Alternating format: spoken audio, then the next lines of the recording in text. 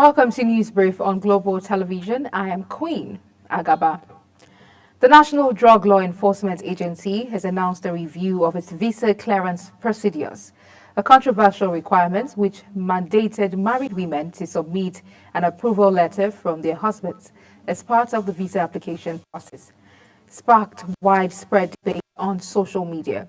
Many have criticized the policy, describing it as outdated and discriminatory. The House of Representatives has rejected a motion on urgent public importance seeking the intervention of the federal government in the chieftaincy tussle rocking Okpela community in Esako East local government area of Edo State. The motion was moved by the member representing Esako East, Esako West federal constituency of the state, Dekeri Anameru. Addressing the House during plenary session, Anameru lamented the loss of lives in Okpela owing to the violent reaction to the crowning of Lukman Akemokwe as the Okokpelagbe of Okpela by Governor Godwin Obaseki about 2 weeks ago. In business, the Naira weakened against the US dollar on October 9th, 2024, closing at 1,625 Naira in the official investor and exporter IE window, as crude oil futures slipped slightly to around $76 per barrel.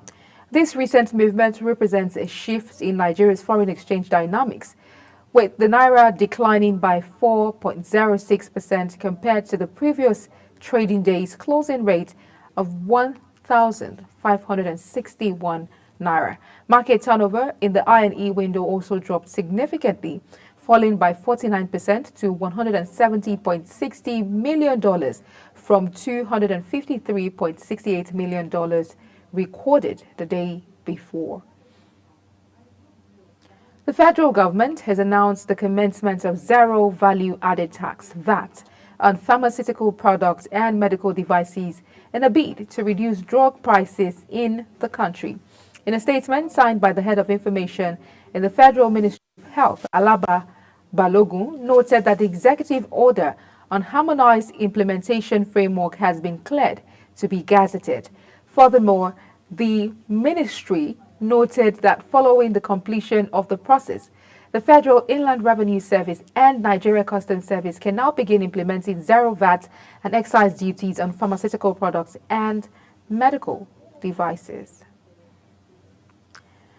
On the foreign scene, Hurricane Milton has felled trees, tore roofs off buildings, and flooded streets, leaving residents of the Florida coast surveying a trail of destruction in a state still reeling from another massive storm 2 weeks earlier.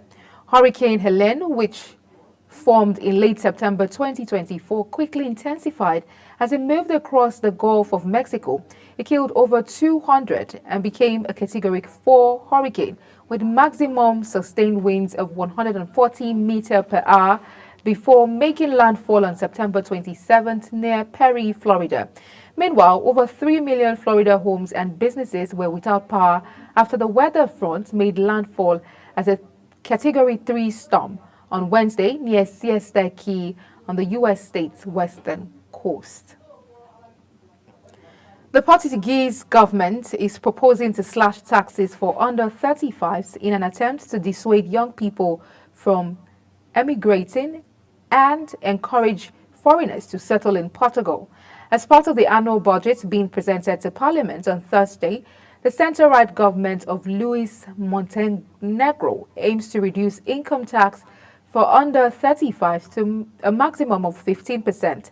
The tax rate for Portuguese earning the average salary of just under 20,000 euros, equivalent of £16,700, is currently 26%. Under the government's plan, people in their 20s at the start of their career